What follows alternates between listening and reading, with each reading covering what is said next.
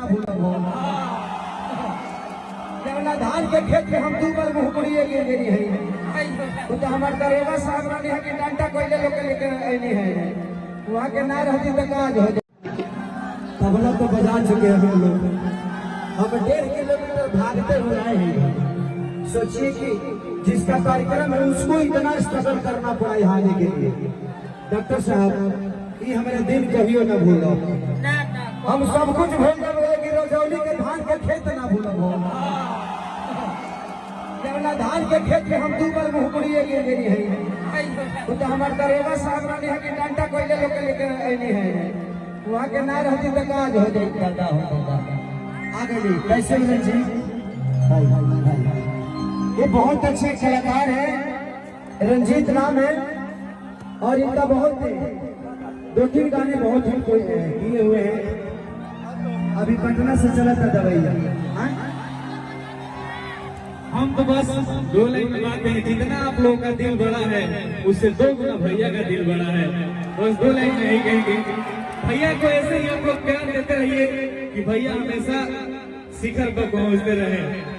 और आप लोग गाना जिसको हम गाना का आप लोग प्यार दिए हैं भैया बोल ही दिए, इससे बड़ी कलाकार के लिए क्या बात है।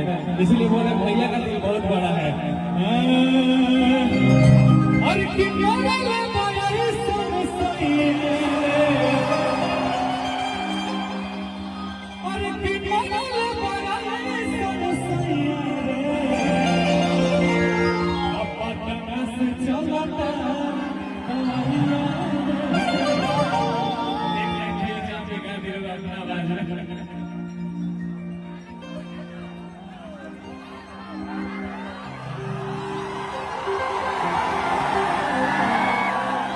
कि भैया ऐसन न होली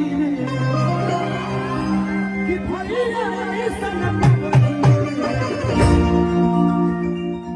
रंजित बबुआ तू वही न रजौली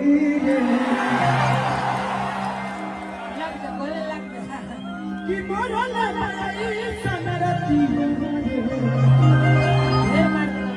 कि मरल ऐसन सैया पपना से चलता पपना से चलता।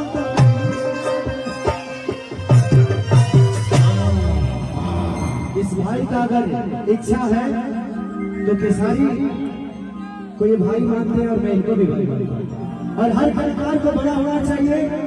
आप लोगों ने जिस तरह केसारी को इतना प्यार आशीर्वाद दिया, मैं चाहूंगा कि इस बच्चे को भी उतना ही प्यार दीजिए ताकि आने वाला भविष्य और आपका मनोरंजन कराने का मसीहा बन जाए। एक ताली बजा के आशीर्वाद दीजिए।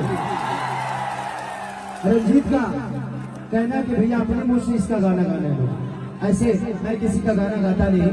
देखो हमारे लगे 5000 गाना हम दूसरे के कहा गए, लेकिन हमारे लिए ये भाई दूसरा नहीं है, मेरा भाई है।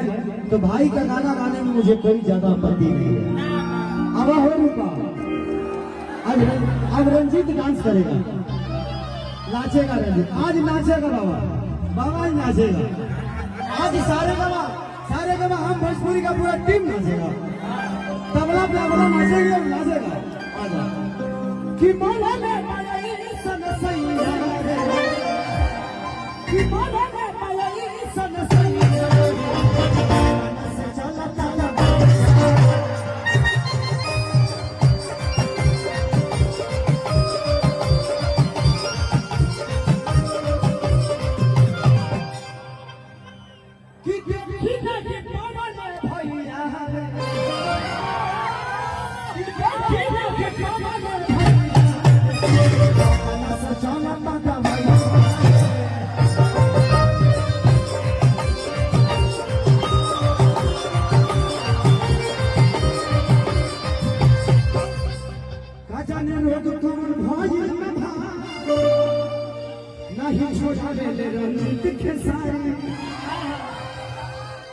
कि कल है नहीं होता